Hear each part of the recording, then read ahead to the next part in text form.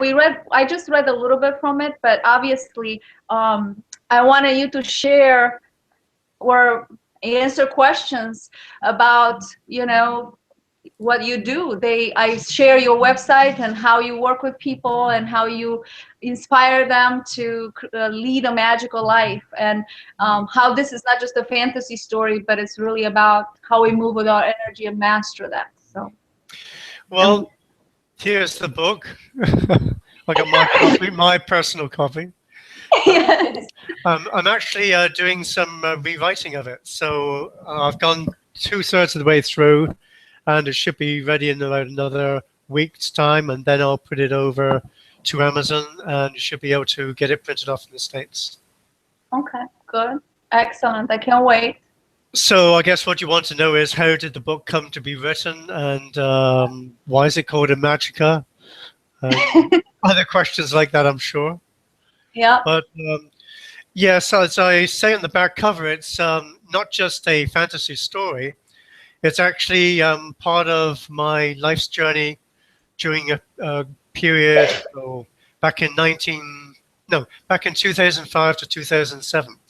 And this was just a way of my being able to write about the experiences that I was having at the time.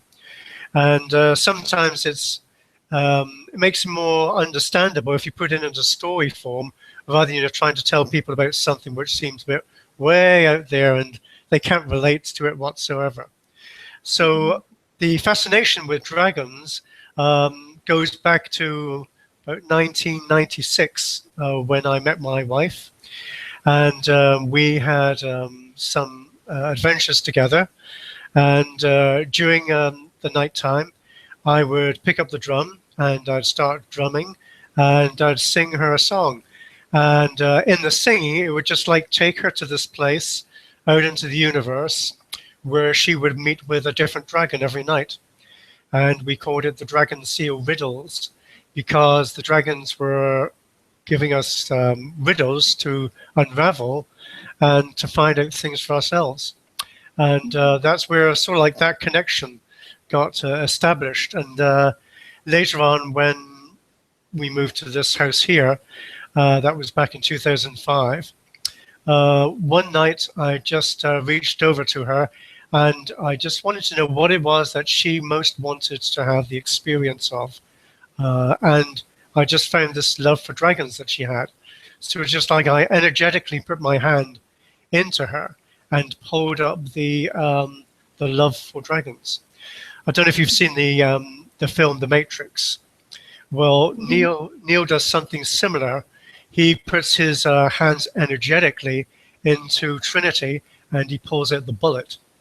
That's what you see, but we work energetically all the time. We just don't pay much attention to it, perhaps. But that's what I did. I found what it is that she most wanted to have the experience of in her life again, and it was about dragons. And since then, she's filled the house with dragons, of course, with dragon memorabilia, with the figurines, with brooches, all sorts of things like that. And it started me to start writing this story called Imagica, which is about making a source of magic real in the world, in our world here. And it was about starting off from this place of dreams. And it was just like I took myself to be the central character, because that was the way that the book wanted to be written. And it seemed most easy to write that way. So in the beginning of Imagica, you find yourself in this dream world called Bellarica. And just like in a dream, sometimes you just don't know where you are. You wake up and you're still a little bit groggy, and things just gradually come together. And that's what the theme is about. You're having to find what is the nature of reality. Things have to make sense. You make sense of all your experiences in life. And being in this dream world isn't about being here on the earth and you're presented with earth stuff. No, I wanted to put it into a place where you could dream and imagine and fantasize and think about what it is to be in another world. And I think that's where sometimes the most amazing things happen. the most amazing encounters happen. You're not fixed to this world here. You allow yourself to go to another place. And in that other place, you don't know what the life is like. You don't know what you're going to meet. You don't know the types of people that you're going to meet with. And in this dream world, it's like you make things up. You have to make things up to make sense.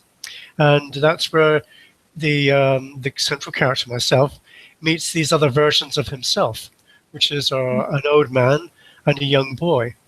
He doesn't quite know that at that time because he doesn't have the memory. But gradually, he understands that he is the young boy and he is the old man and he's everything in between. So magic starts to happen because all these elements of himself are being brought together. And when they're brought together, they start to become very powerful. The character becomes more powerful. He starts to want to find out the source of magic, a new source of magic that he's been told is what the world needs.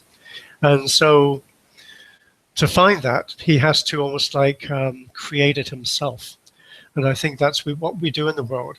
We create these experiences so that we can know ourselves better, so that we can understand what the world needs, so that we can bring something powerfully alive in this world that without it, it wouldn't be quite the same. It would be lacking this. So here is my contribution.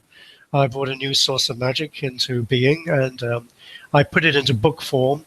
And I can tell you what, when I printed out the pages, and I took it to a workshop, and I was telling people about how this book got to be created, I stopped for a moment, and I felt all these printed pages in my hand, and I could feel energy, and I knew that that book was alive. It had its own energy. It had its own life force. And I think that's what you do once you birth something. You make it real, and you can feel your connection to it. And then, it's just like it's had a life of its own. It's in book form or in PDF form. It's gone to 16 countries across the world. And I know that it's changed the lives of a lot of people.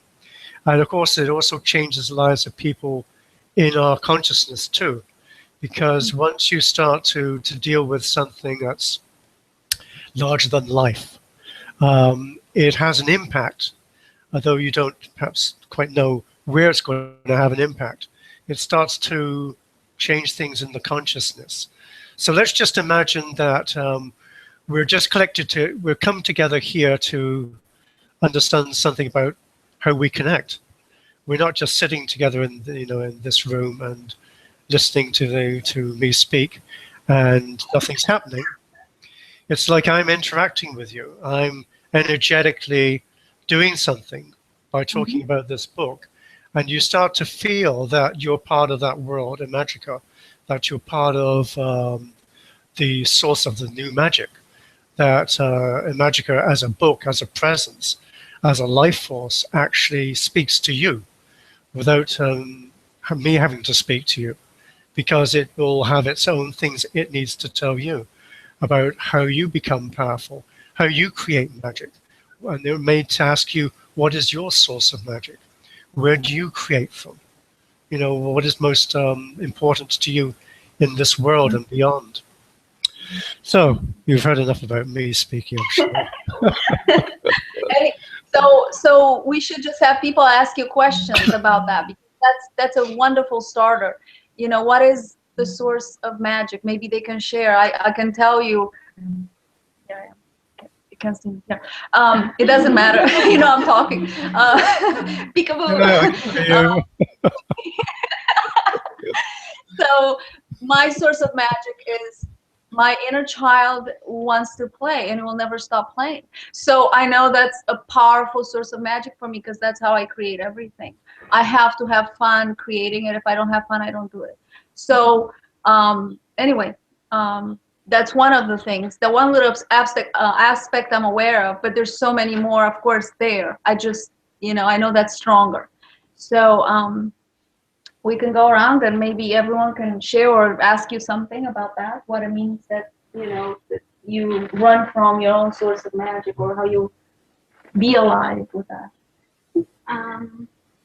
I guess that my source of magic would be that when I'm really thinking about, when I'm just thinking about things, like really thinking about things and thinking about how they work, and just just really trying to do that, because sometimes when I'm bored and I have nothing to do, I just look around and I think about something. Mm-hmm. Like I'll look around and You'll find something. and I'll find something to think about, and it would seem like it was boring at the start, but it's actually really interesting if you think about how they do that, how it came to be, really.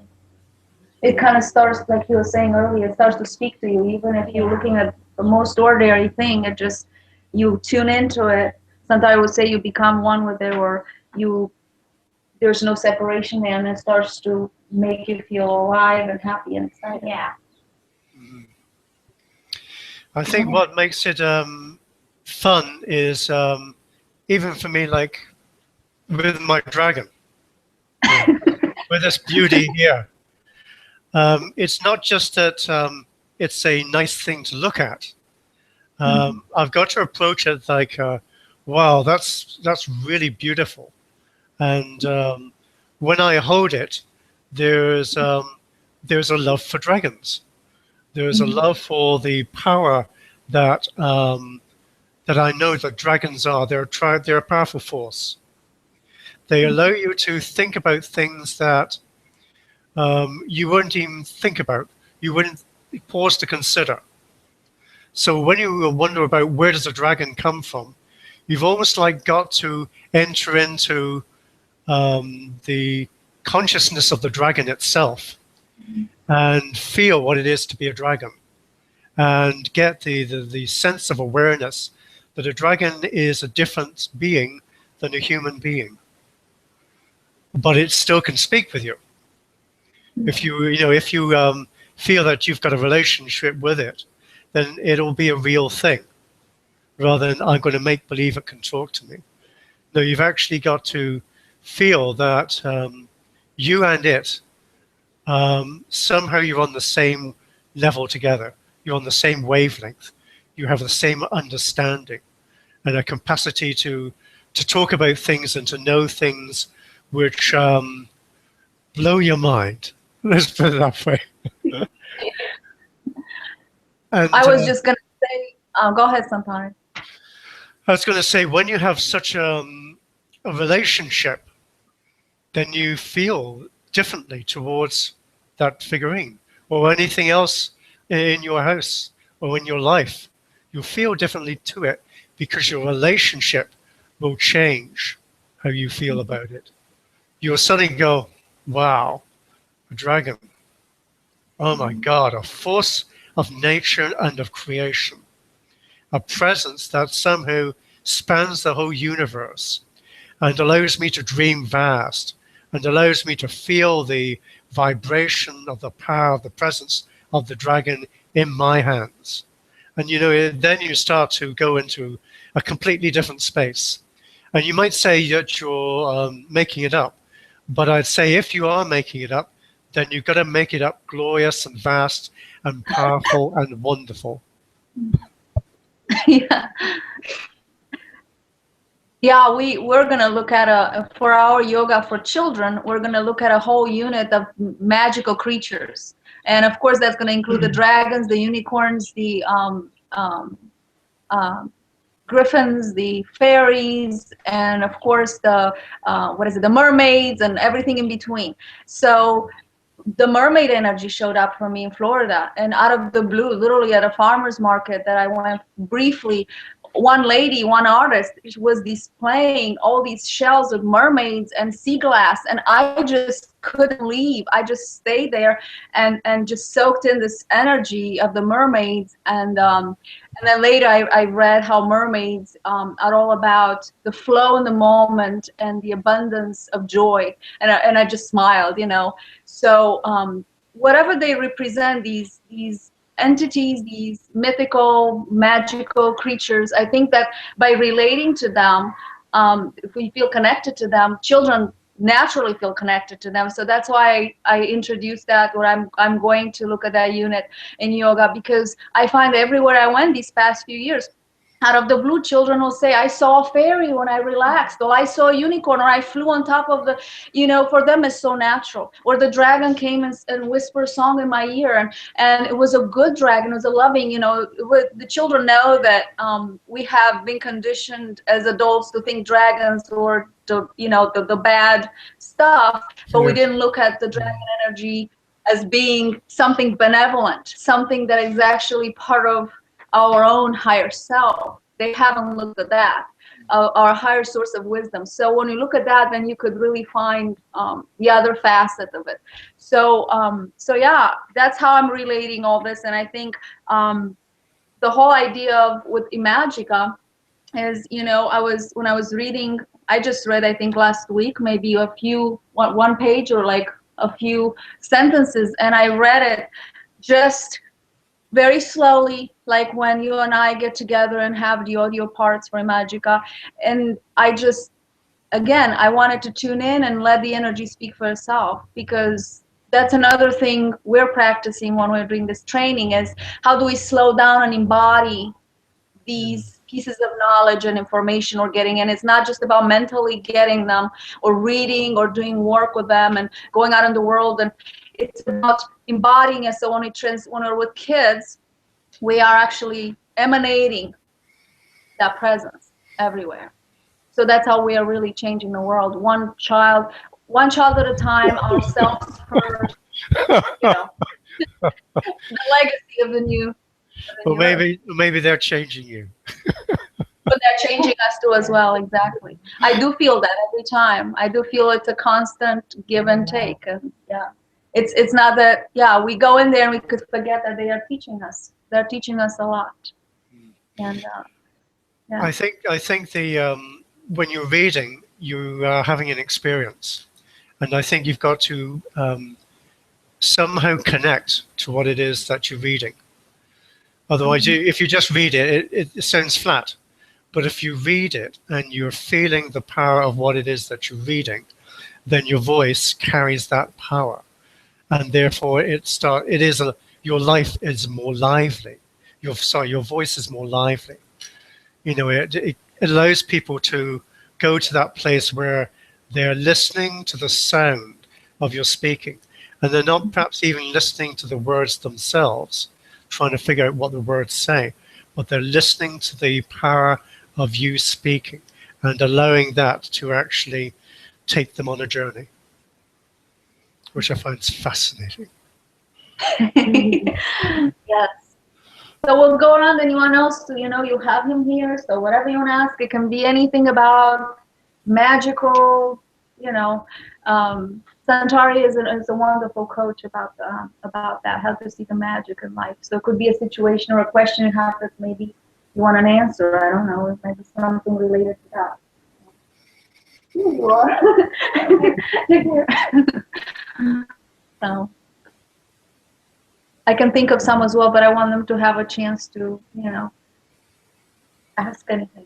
Nothing is too crazy to ask or wild when it comes to imagination and live in that space. It's really Santari. Should I share with them what happened to us in Tuscany last summer with the horse? I don't know if I share. Well, Brenda knows because she was there.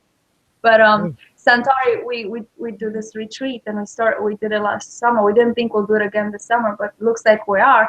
So Santari, we're walking around the villa where we're staying in Tuscany. It's a countryside, like a little village, and there are horses there, and there's a particularly beautiful white horse that we would walk by, and I don't know if it was just me and Santari or someone else, because it was a small group of us, 10 or 11 of us.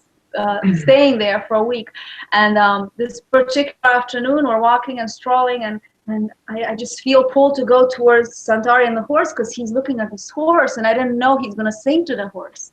And so he started to sing to this horse. It was just beautiful, not particularly an English song, just the sounds, you know, you sing sounds that come from the other realms, and you're singing the horse, and the horse was really responding by you know, literally, it looked like he was finding the rhythm with his feet, you know, stomping around.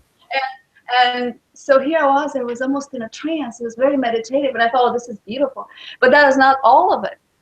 As Santari kept singing, I usually have flashes of things happen, because sometimes when I meditate, you know, we all have different visions and things. Well, this time I had my eyes open. I didn't close my eyes, so I can't, you know, say that I saw something in my mind's eye. I actually saw with my real eyes, with my physical eyes, and I see this horse starting as the song is moving and its energy is going into the horse. I see the horse head starts to shift and turn into a white dragon. But he started moving before my eyes, and I'm gasping for air, and I'm thinking, oh my God, what's happening? It's a morphing, it's a shape-shifting, it's shamanic, you know, and he's almost there. He's gonna fully turn, but then you stop, and then you turn back. The horse stayed as a horse, and I was so disappointed. I said, Santari, keep singing, keep singing. You just wanted to get on top of a flying dragon, yes. Not a horse, a dragon. Yeah. It was wonderful. Yeah, that was crazy. So tell me what happened then. Do you know what happened, or you knew what was happening? Because to this day, I just hold that as a treasure, that moment of, wow, talking about stepping out of time into this timelessness where everything is possible, where when we work with that energy of the heart and imagination and magic inside of us, things just happen. Miracles and magical things happen. As I remember it, I wasn't particularly thinking of what to do, what to say, what to sing. The song just came, and I think that's quite often the way that I operate. You know, if I'm going to do something with a group of people, there are many different things that happen at the same time. One is that I'm attuning to the group as a whole. There might be finding out what do these people need right now. So being with you, I might be asking myself, what is it they need to have the experience of? And that will perhaps happen a little bit beneath the conscious thinking about it, but it will be there nonetheless. Something will be set in motion. And there will also be the, well, I can do something here too, rather than what is wanting to happen. And that will also go into the mix. But as far as the singing then was concerned, I was just singing to the horse. It was just something that felt inspirational. And I think that's very much in the moment stuff. You can't plan it. You don't know what's going to happen. You don't know how the horse is going to be. I don't know how Cezarina is going to be affected. No, I'm not thinking about any of that stuff. But that's the beauty of it, because, you know, there we are, and the presence of all consciousness is weaving what we're bringing. So really, if I'm going to look at the bigger picture of what's happening, then to understand it for myself is, here I was in the moment, here you are in the moment, fully present, fully engaged with our magic inside of our inner child, and then that was taken and woven as a masterpiece of the moment into this beautiful vision, you know. And I was rubbing my eyes, because I thought, well, am I really going crazy here? I'm not, struck by heat. It was not that hot outside. I haven't had any intoxicating drinks. My eyes are open. But that's the beauty. I can't accept. Did somebody put something in my water?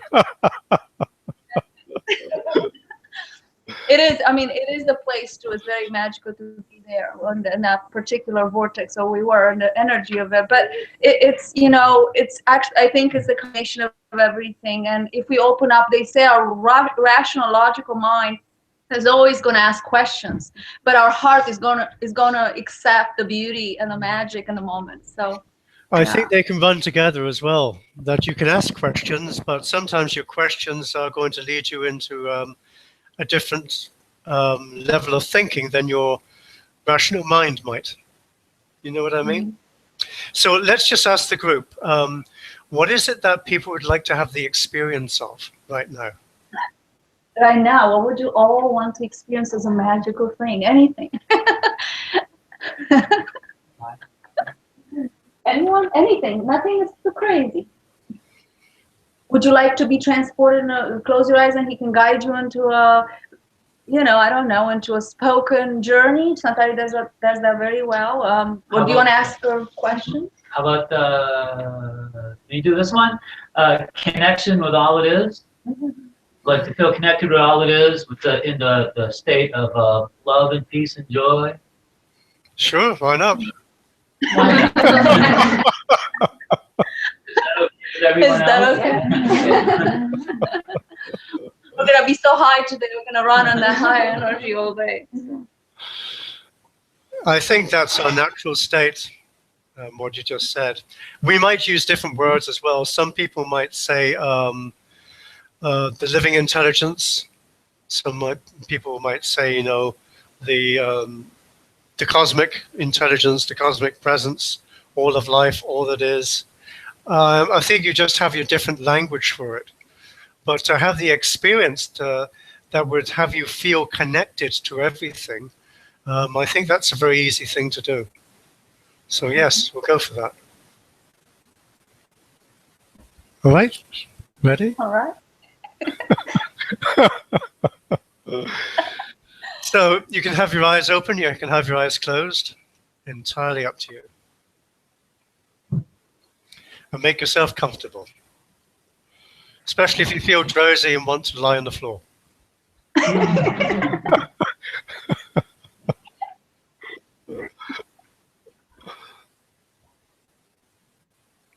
All right.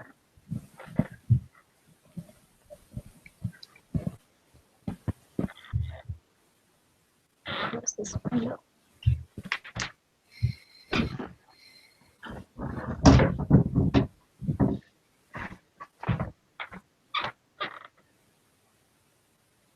Okay, let me know when you're ready. Okay, I think we are. Is everyone okay? Mm-hmm. Okay then.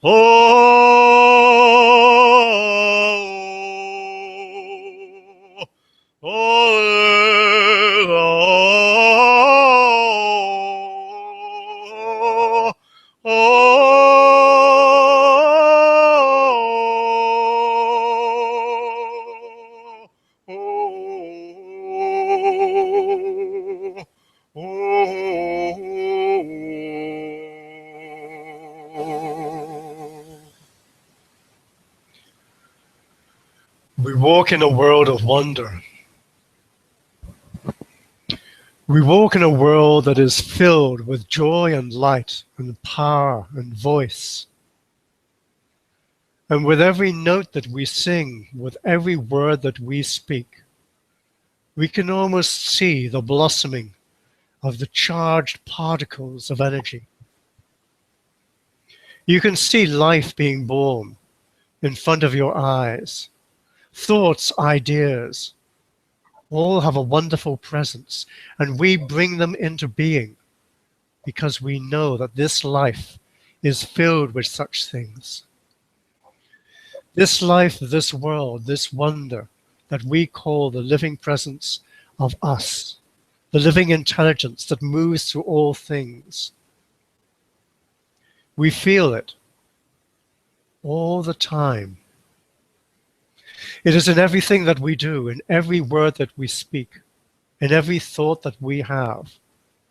There is a presence of unity, something that speaks to us about all of life, in all of the worlds, in all of the galaxies, in all of the universes.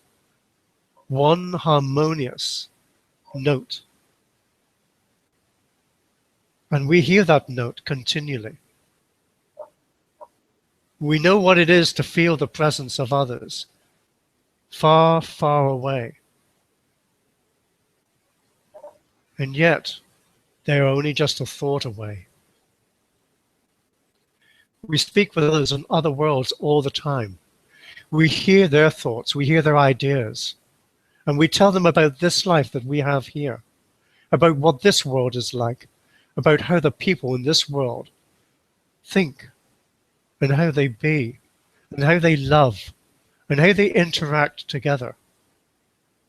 And as we join these conversations together from all these different places, we realize that we are all connected seamlessly. Something connects us all.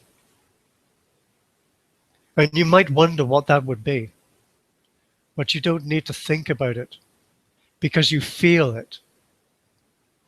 You feel this presence that moves through you, that moves through all of life, through all things created and waiting to be created. It's like it gives you an understanding, a glimpse into what can become, into who you will become, into the future of this world, what it will be. You can feel what this world is waiting to become. It's almost like it raises its wings and gathers power to itself. And all the people that are here in this world, they are at one with it.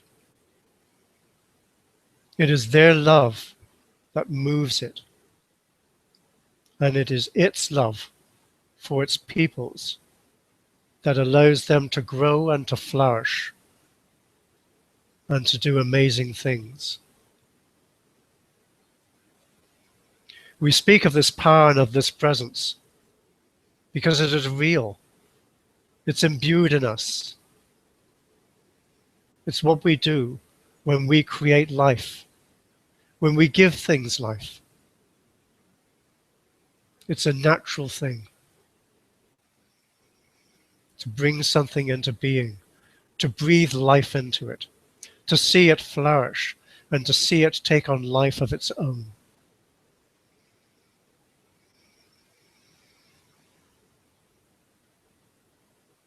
And the voice of all creation speaks with you all the time.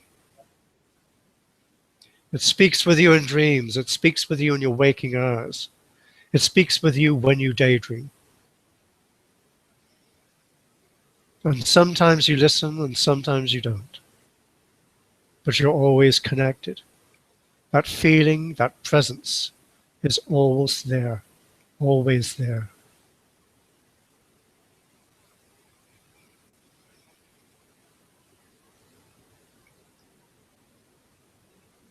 You reach out your hand to me across the airwaves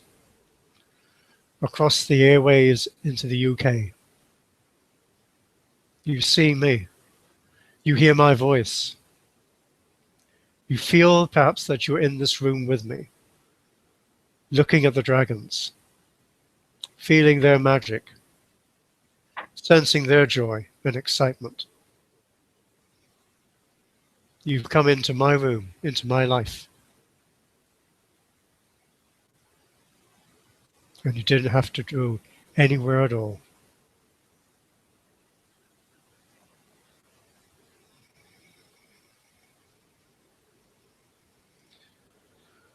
So just bring yourself gently back. Feel that you carry all the magic, all the power, all the love, all the joy. Everything that you ever want for yourself, everything that you could ever want for others, that you would freely give to them as a gift, that you would allow this world to have as its own birthright. You come back from wherever you have been, but you come back powerful. You come back renewed. You come back knowing that you are, with everything that you know, and with everything that you are waiting to know. It is all part of you. It is all part of your life.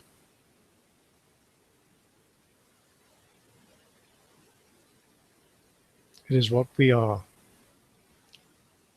and what we are waiting to become.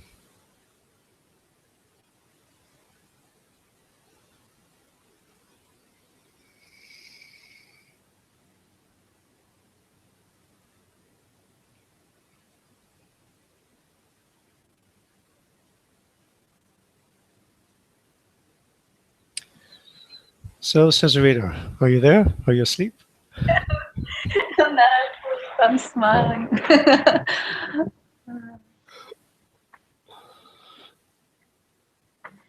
Thank you. You can see the light on your body shining through the window. Yep. Sun's still peeking through. Oh, I'm going into light. Change. You're transfigured. There's change. You did. So, what were your experiences? I share. It was quick and fast, but we went far and came right back. Doesn't take off. I've never been to England before. David said he's never been to England before, so now it took him all the way. I just like hearing your accent. It's great. So that's what it was. Oh my gosh. Anyone wants to share? What happened? What did you know? Well, a question that comes up for me is how to expand that into like the day-to-day, the mundane, the everydayness that we do. Because I find that I can get into these, I can experience the state, but then as soon as I'm like, you know, doing work or something, it just it's like I never experienced it at all, you know, and I get upset and things bother me, and yeah. Well, let's just imagine for a moment that you're a visitor to this world. Everything is new. You don't know anything about it. So what you do is you find out what it's like. Maybe you just drop into someone and, you know, you just tag along and see what is life like here. From your perspective, everything would be different. There wouldn't be an ordinary. There wouldn't be a normal. Everything would be, well, exciting and adventurous, and you'd be learning new things all the time. And I think that's how you've got to come to understand that somehow you are consciousness. You are conscious of being in a physical form. And what you do is amazing. How do you work this body? Well, it comes easy. You don't have to put a great deal of thought to it because you've learned over a period of time how to operate the muscles and the nerves and everything that you're composed of. They just fit together so seamlessly. So I think you've got to put in there some magical awareness too, that what you're doing isn't just, you know, washing up and you're just doing the same thing over and over again every single day. You gotta have that magical spark in there about this world never stays still. It's never the same thing that you're experiencing. You are never the same being. you are completely renewing yourself every time, every day. And so from that perspective, you're going to feel different about life. And I think that's what I would encourage you to see here. I didn't just write a book. It was like I was communing with something of myself and with something of the intelligence, which was seemed to be beyond me. And it was giving me information. And I put it into story form. And I was filled with energy, of course, all the time. And I think you've got to see that what you're doing is that you're creating something in this world that has your mark on it, your stamp on it, your authority on it. You've got to take a view of your life as something which is an amazingly complex tapestry. And until the day you die, you will be at work on that tapestry. And there will become a time when you say, I'm complete with it. And then I'll go somewhere else. But in the meantime, you put wonder into it, you put joy into it. And I said about the dragons, I imbue them with a magical creative force. And even if I didn't think they were anything magical at all, I would put this magical force into them because that's how I feel about dragons. And I think what I'd feel about you is I'd have to see you as a magical being too, who is at work creating something amazing in this world. And so therefore, my thinking about you would in turn, I would hope, change how you feel about yourself. Do you do that with everyone as you walk on? Go to the grocery store, everyone's this amazing magical being as you walk into. If somebody yells at you, is mean to you, you think, wow, that's amazing. They're doing this weird thing. Yeah. I have days of doing that. not all the time. But when I think about it, yes, I go, beam. That you could just look down the line of tellers, and you could just feel that something is being given to them. And I think that's what you've got to feel that you're doing too with everybody that you meet, that you're actually giving them something. You're gifting them something. Perhaps you're gifting them something that they haven't thought to give themselves. Brenda just brought her shoes. Oh, those are your shoes. These are my shoes that I don't know if you can see them, if they should be brought closer. Yeah. They have dragons on them, and I put them on today, not even thinking. And they have dragons on them. I don't know. Oh, here it is. Here I was bringing dragon energy. And I don't know if you can see the shoe. Here, hold on. Yeah. You see the dragon on the shoe? It's wild. Oh, yeah. She didn't realize that? No, wow. I didn't realize it until now. That's funny how the shoes are. How so much of our consciousness happens underneath. Yeah. Yeah. Very good.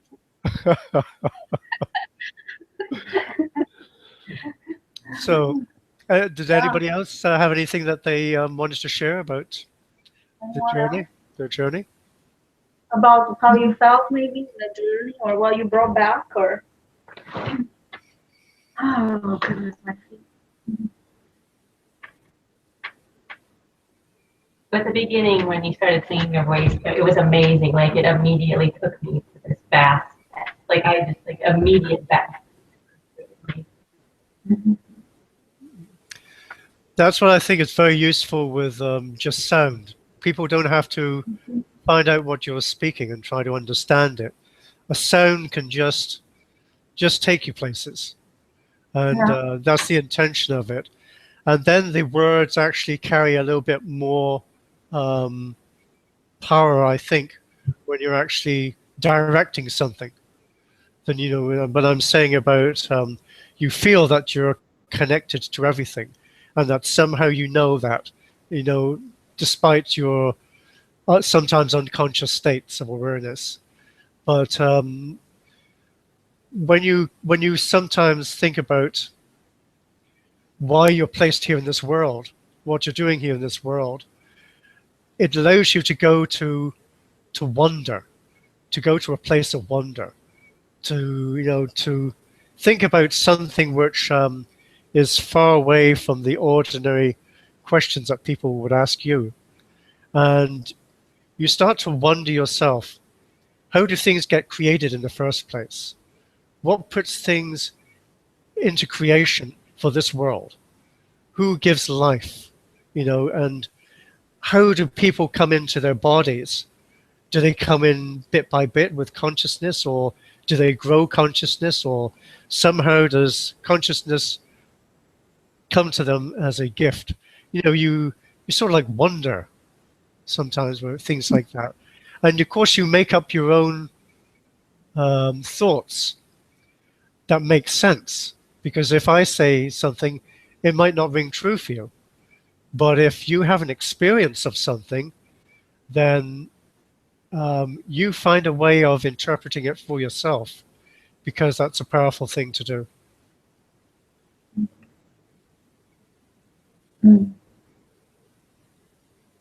I will, being inspired by you, I will share my gift of sound toning and alchemy with them and have them practice as well. I think it's important. I use it sometimes with children, not all the time in my circles with kids yoga, but it is a useful tool when needed. So like Amy said, we should tap into it because we all have it. You don't have to sing like him or like me. You all can tone, you all can ohm, but there's more than just ohm.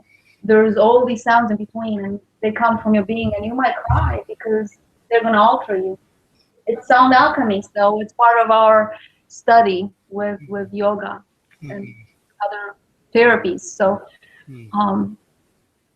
totally, that was beautiful. I missed your songs. It was good. I think maybe I should say something about sound as well. Because what I've found very useful is to sing people, to sing their vibration. To sing about who they are and who they want to be.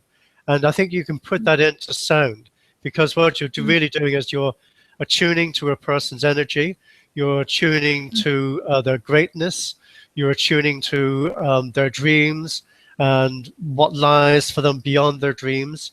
And if you can put that into sound, somehow it almost like gives some sort of resonance that it finds a place to be in a person, and then they can almost like relate to it and use the power of that feeling to do things in their life. Does that make sense? Yeah, totally. And I'm reminded of the story when I visited you 2 years ago. I've known Santari for 3 years. We've done a radio show and a quantum creativity show for goodness since 2010, September 2010. But we had not met person to person until 3 years later. So we were literally meeting every week and spending time doing the show, interviewing people. And then finally I decided it's time to go visit him and spend a few days with him. Magical world. and he had a friend there. She was actually from England, but she had lived in Russia, right? Joanna. Oh, yes. Remember Joanna? Yes. Yeah, and beautiful woman and goddess. And she, while we were chatting and I was spending time with you, and she was there visiting as well for a few days at your house, she mentioned that it was years and years before, when she was a teenager, maybe teenager or maybe 19, that you sang a song to her. And she said it took her, was it 10 years? I don't know how long, until the moment of now, which was 2 years ago, to realize how that song shifted things for her in her life. But the memory of that song never left her. It was just one time. And I thought, the power, look at the power of how we don't, we may overlook that. We may take it for granted, but the power of sound healing and the power, like you said, of how it's done. You just described the technique. It's all about tuning into the higher energy, more or less the cosmic self or the higher self of the being. So don't look at them, oh, it's a woman or man, or they're a teacher, or they're a mom or a grandpa, or right now they're a musician. Look at them as they're being everything. They're being love, light, magic, and sing from that. And you sing it totally differently than you sing if you just remember them as, oh, I just know them as a friend, or as a sister, or as a mom. That's limiting them in their roles. They're so much bigger than that. And the same way with the children, if we could look at them, how that relates to children, if we could look at them as being the anchors of the new world, and what we're giving them, really, we're gifting to the earth. So what we're all our investment, our time planning to go play with them and teach, and it's beyond just doing work for ourselves to get paid. It's just so much more. We're investing in the vibration and the quality of the life on earth. So, and yeah.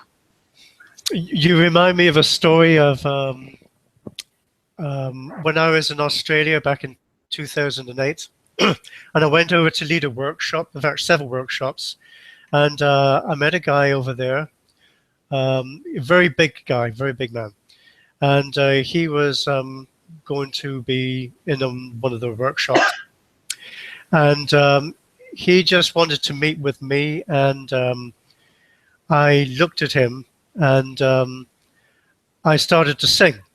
And I told him in advance what I was going to do.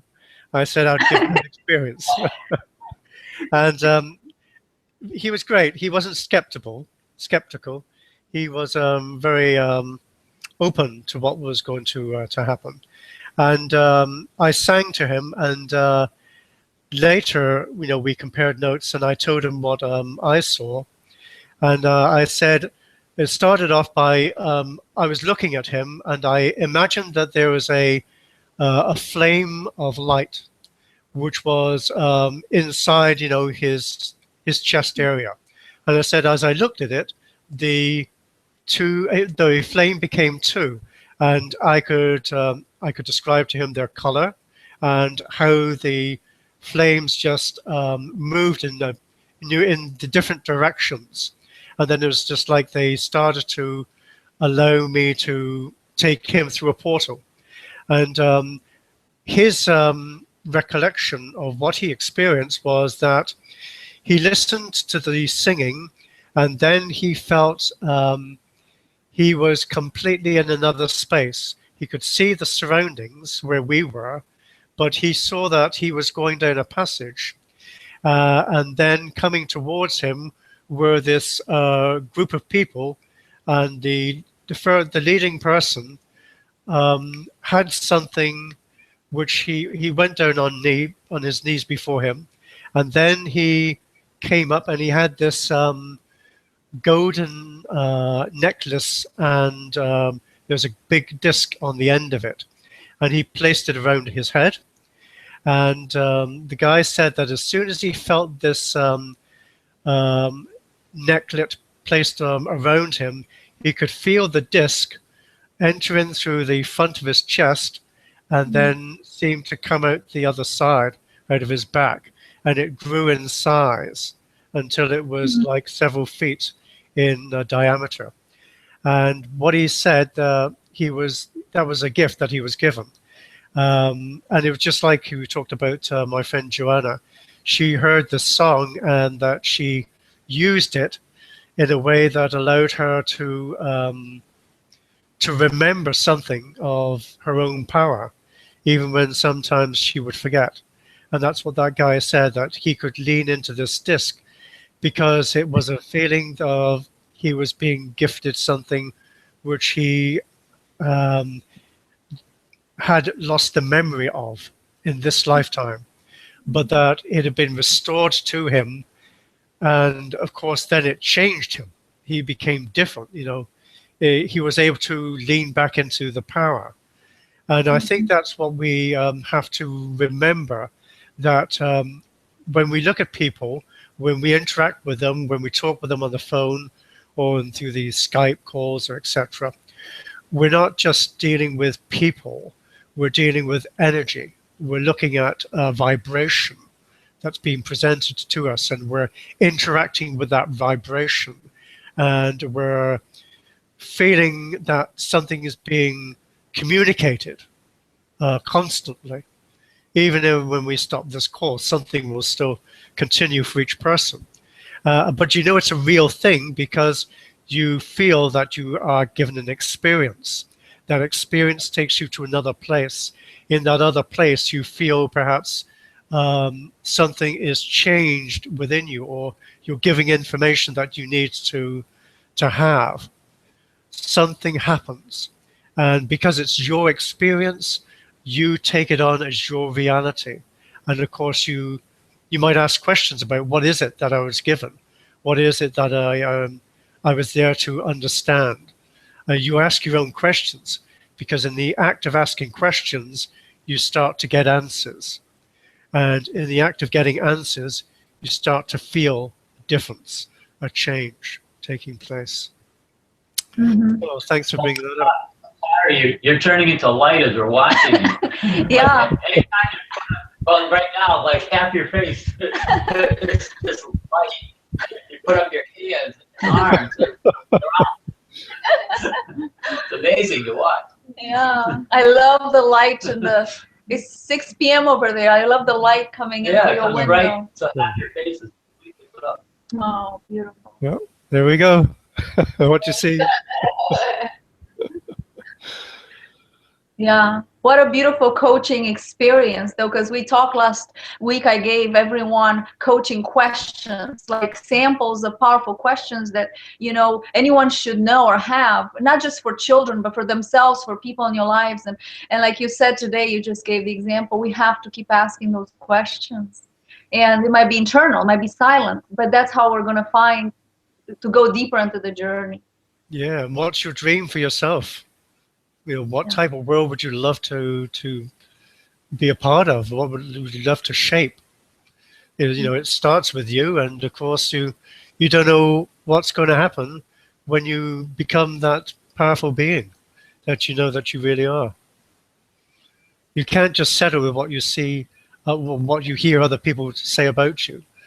You've got to feel, you know, your own power and your own authority, and that you're here for a reason, and that you have a vision, that you have a dream, that you have a sense of your own worth and value, and that the same is true for other people as well. And perhaps your being in that place of your own power and magnificence will allow other people to open up and feel that they also are being gifted with power and magnificence, because that's what you see in them, that's what you know to be true of them.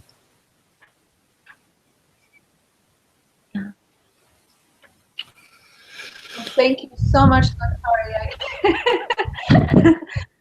Oh, it's been wonderful. Thank you for your time. Yeah, thank you For your gift. deciding to hang out with us on a Sunday evening. Create tonight when you're sleeping. Yeah. Well, it's a pleasure. Thanks for inviting me. Yes. Anyone else wants to ask anything else? No? Yes? If questions come later, I'll let you know. Okay. But I'm so looking forward for everyone to get a piece of their hands on this. They will, because I'm going to purchase them on Amazon for them. But until then, we're going to just look through and have them find quotes that they love, and they can write them down and maybe use them in some way in their planning and their explorations. Yep, and maybe stimulate people to write their own Imagica, write their own books. Yeah, write their own magical things that the world needs and the children. Just feel the magic. Feel the stories coming. Yay. They say God is the best storyteller, so the source of all things is the best storyteller, so you've got to let it come through and do the storytelling. So Be the source. yeah. Well, much love, and you can see me. Namaste. Much love Namaste. to you, and I look forward to connecting. Okay, so the next time. Ciao, ciao. Yeah. Okay, bye-bye. Bye. Bye for now.